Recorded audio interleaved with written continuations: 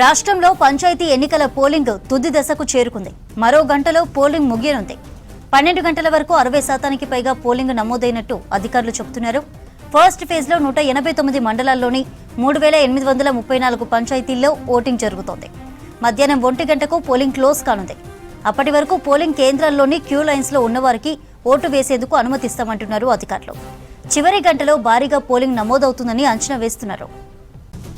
ఇక 1 గంటకు polling ముగియగానే ballot బాక్స్లను counting కేంద్రాల్లోకి తరలించనున్నారు. 2 గంటల తర్వాత కౌంటింగ్ మొదలు కానుంది. చిన్న గ్రామాల్లో 4 గంటల వరకు గెలిచే అభ్యర్థులు తేలిపోనున్నారు. తర్వాత ఉప సర్పంచ్ ఎన్నిక నిర్వహిస్తారు. మొత్తం 3834 సర్పంచ్ స్థానాలకు తొలి విడతలో ఎన్నికలు జరుగుతున్నాయి. నల్గొండ, సూర్యాపేట జిల్లాల్లో స్వల్ప ఘర్షణలు మినహా పోలింగ్ ప్రశాంతంగా జరుగుతుంది.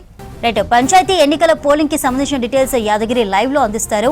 యాదగిరి, మరో గంటలో పోలింగ్ ముగియనుంది. మరేంటి లేటెస్ట్ అప్డేట్స్? ఈ పోలింగ్ పర్సెంటేజ్ చూస్తే మనకు దాదాపు 60% వరకు అయినట్లు తెలుస్తా ఉన్నది. ఇక 11 గంటల వరకు అయితే అఫీషియల్ గా 52% నమోదైంది. ఇక ఈ గంట లోపల మరో 8% పెరిగినట్లు చెప్తా ఉన్నారు. ఇంకా అఫీషియల్ గా రాలేదు. మరికొద్దిసేపట్లో దీనికి సంబంధించి అఫీషియల్ గా వచ్చే అవకాశం ఉంటుంది. అయితే ఇప్పటి వరకు జరిగినటువంటి ఈ పోలింగ్ లో ఓవరాల్ గా మనకు 60% వరకు 12 గంటల వరకు అయితే, ఇక ఇందులో జిల్లాల వారీగా చూస్తే మనకు అత్యధికంగా వరంగల్ జిల్లాలో ఎక్కువగా పోలింగ్ పర్సెంటేజ్ నమోదైనట్టు తెలుస్తుంది. 60%కు పైగా మనకు ఈ 12 గంటల వరకు 60%కు పైగా వరంగల్ జిల్లాలో ఎక్కువగా పోలింగ్ పర్సెంటేజ్ నమోదైంది. ఇక అతి తక్కువ మనకు ఆదిలాబాద్ జిల్లాలో అతి తక్కువగా ఈ పోలింగ్ పర్సెంటేజ్ అనేది నమోదైంది. సో ఆదిలాబాద్, నిర్మల్ లాంటి ఏరియాలో కొంత చలి ఎక్కువగా ఉండడంతో ఉదయం పూట అంతగా జనాలు ఎవరు కూడా ఓటు వేసేందుకు రాలేరు. కొంత ఎండ వచ్చిన తర్వాత ఇప్పుడిప్పుడే అందరు కూడా పోలీస్ స్టేషన్లకు వస్తున్నటువంటి సిచ్యువేషన్ మనకు కనబడతా ఉన్నది. ఈ గంట లోపల ఈ ఆదిలాబాదు, తర్వాత నిర్మల్ లాంటి ఏరియాలో ఎక్కడెక్కడైతే ఉదయం టైంలో ఎక్కువగా ఈ చలి ఎక్కువగా ఉన్నటువంటి ప్రాంతాలు ఉన్నాయో ఆ ప్రాంతాలకు సంబంధించినటువంటి ప్రజలందరూ కూడా ఈ ఎండ వచ్చిన తర్వాతనే వస్తూ ఉన్నారు.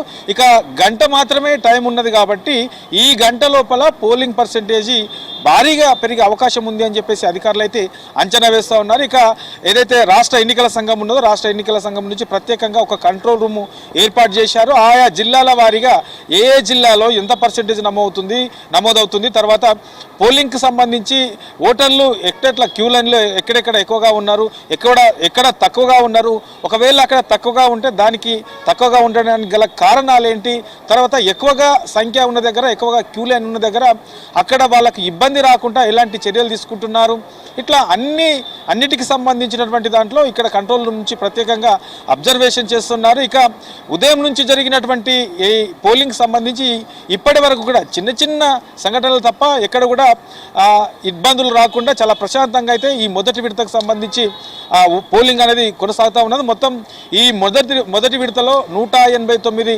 మండలాల్లో 3834 పంచాయతీలకు సంబంధించినటువంటి పోలింగ్ కొనసాగుతూ ఉన్నది. ఇప్పటి వరకు అయితే ఎక్కడ కూడా చిన్న ఇబ్బందులు అయితే రాలేవు, మేజర్ ఇబ్బందులు ఎక్కడ కూడా లేవు. ఒకవేళ చిన్న చిన్న ఇష్యూస్ ఉన్నా, చిన్న చిన్న సంఘటనలు జరిగినా అక్కడ ఎంబడే అధికారులు అలర్ట్ అయ్యి అక్కడ పూర్తి స్థాయిలో ఆ సమస్యను పరిష్కరించే విధంగా అక్కడ ఇబ్బందులు కాకుండా అన్ని జాగ్రత్తలు అయితే తీసుకుంటున్నారు.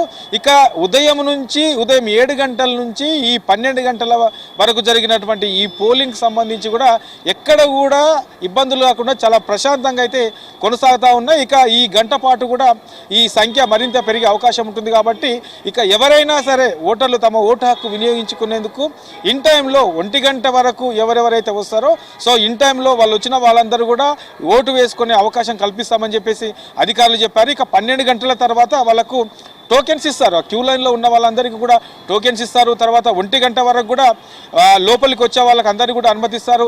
1 గంట తర్వాత ఎవరు వచ్చినా కూడా లోపలికి అనుమతించమని చెప్పేసి అధికారులు చెప్తా ఉన్నారు. కాబట్టి ఓటర్లు తమ ఓటు హక్కు వినియోగించుకునేందుకు ఏమాత్రం నిర్లక్ష్యం చేయొద్దు.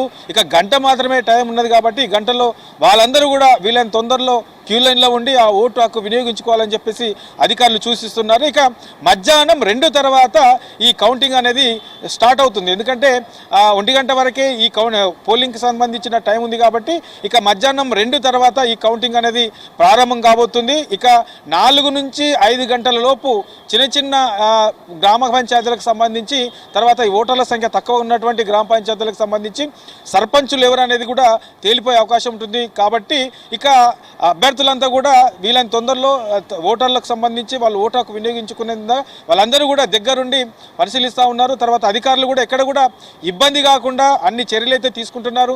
ప్రత్యేకంగా సీసీ కెమెరాలను ఏర్పాటు చేశారు పోలింగ్ సెంటర్లలో.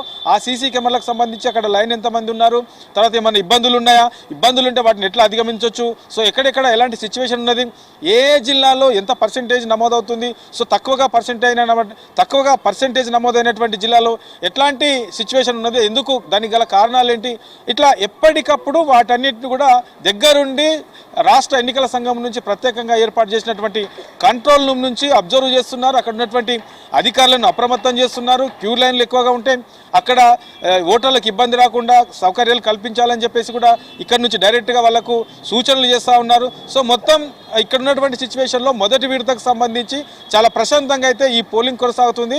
ఇక మధ్యాహ్నం 2 గంటల తర్వాత దీనికి సంబంధించినటువంటి కౌంటింగ్ ప్రారంభమయ్యే అవకాశం ఉంటుంది. చంద్ర.